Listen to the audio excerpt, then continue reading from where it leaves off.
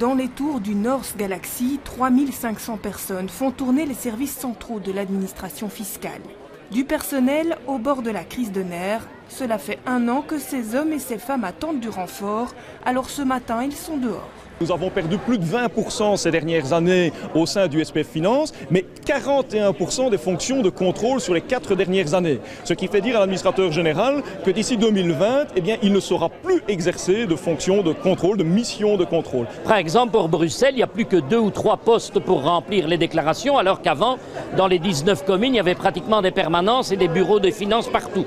On a centralisé. Je constate que les collègues sont tous surchargés, dépassés, malades. Malheureusement, le burn-out n'est pas un cas rare chez nous. Donc il est grand temps d'ouvrir le portefeuille pour recruter du personnel.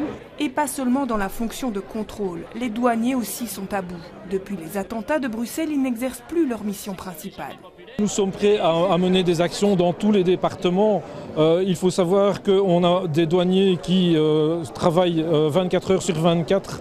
Et à certains moments, il y a des équipes qui sont incomplètes et donc il y a des missions qu'ils ne savent plus rendre ou ils sont dans l'insécurité pour les faire. Vers 10 heures, le travail reprenait son cours au pied de la gare du Nord. Mais les syndicats en front commun annoncent de nouvelles actions plus dures si le ministre fédéral des Finances ne tient pas sa promesse de remplacer un contrôleur sortant par un rentrant.